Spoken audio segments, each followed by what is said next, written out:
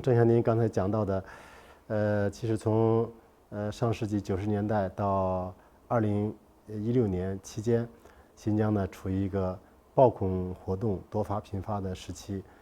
那么2016年以后呢，新疆呢就采取了一系列的严厉打击暴恐活动，去极端化的斗争，应该说取得了非常显著的成效。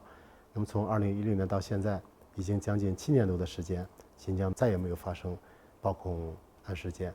那么这一次维瓦斯先生这个到新疆来，您有哪些新的发现？有什么新的感受？ Alors, la découverte la plus importante pour moi, et qui montre bien qu'il y a un apaisement, une pacification, et que le terrorisme est contenu et qu'il ne peut pas s'exprimer, c'est qu'on a pu visiter le bazar de Kashgar la nuit. C'était impossible les fois d'avant, quand je suis venu avant. On ne pouvait pas visiter le bazar de Kashgar la nuit. On l'a visité le jour. Et il y avait des véhicules militaires devant le bazar. Là, c'est bien un signe que les choses se sont apaisées et qu'on peut se promener dans les bazars à Kashgar ou ici à Urumqi tranquillement, sans être inquiété, sans avoir peur.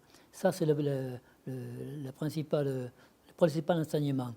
L'autre enseignement, c'est qu'en France, on les appelle des camps de concentration. Et parce qu'en Europe, un camp de concentration, c'est un camp de concentration des nazis. Et là, il y a eu un génocide. Notamment, il y a eu un génocide juif. Il y a 6 millions de juifs qui sont morts dans ces camps de concentration. Alors en France, on dit camp de concentration pour désigner les centres dans lesquels vous voulez donner à la population ouïghour une formation professionnelle, l'apprentissage de la langue et aussi l'apprentissage de ce qu'est la République chinoise, les lois de la République, comment ça fonctionne, la Constitution. Alors on appelle ça des camps de concentration. Et justement, nous, on a eu la chance d'en visiter un qui est devenu une école. Ils ont été fermés, ils ont tous été fermés, il n'y en a plus. Maintenant, ce sont des écoles. Alors ça nous a beaucoup intéressés. Ce qui nous a aussi intéressés, c'est le fait que les gens parlent ouïghour. Voilà. Et même d'ailleurs, l'imam de la mosquée de Kashgar ne parle pas le mandarin.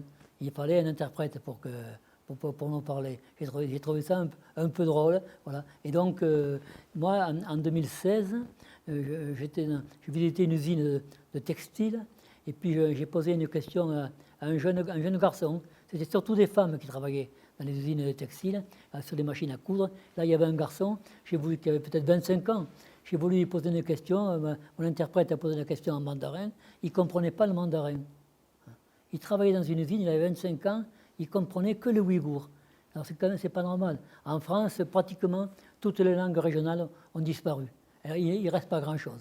Et je vois qu'en Chine, j'ai vu ça ici, je vois ça au Tibet, vous respectez les langues d'origine et en même temps vous donnez la langue du pays pour qu'en fait les Ouïghours, s'ils veulent sortir de leur région, pourront aller n'importe où en Chine, être compris et comprendre. Et ça, je trouvais ça très bien. Et ça, j'ai pu le vérifier parce que là, encore, ces jours-ci, j'ai vu un livre qui vient de sortir où l'auteur dit le Ouïghour est interdit.